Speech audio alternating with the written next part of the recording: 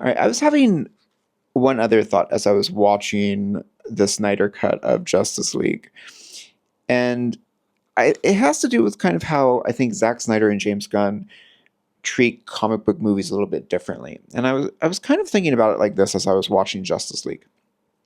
I was thinking, like, imagine, you're a comic book fan, but somebody says to you, "Oh, why do you still read comic books? Aren't those just for kids?" And I kind of feel like if you were saying that to James Gunn and Zack Snyder, they might react to that differently. Like, Zack Snyder's films, they have this kind of very serious quality to them.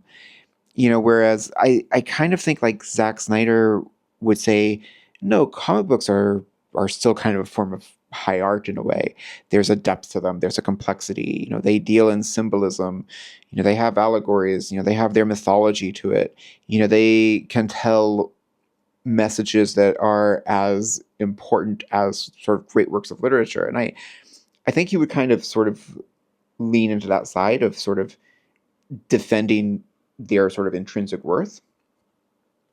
Whereas when I watch James Gunn films, whether it's like Guardians of the Galaxy or Superman, I kind of feel like he leans into the silliness of them. He might say, well, yeah, there are kind of like the goofy aspects to some comic books, but that's part of what makes them fun. That's part of what makes them enjoyable and lighthearted.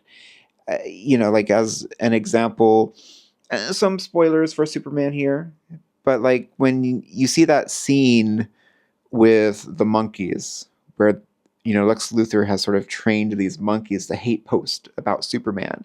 I mean, that's just a really kind of silly scene, and I'm kind of watching that, like I can just imagine that being a comic book panel. And it's the kind of thing where, like, I think other directors would shy away from a scene like that because they would say, "Oh, that's just too silly. That's too goofy for a movie." But I think like James Gunn just sort of leads into it, and he would kind of say, "No, that's what makes it enjoyable. That's what makes it fun." Of course, that's why I like comic books. And it just sort of like seems like just a very different approach to how both of them treat the material. Again, I'm not saying one is better than the other.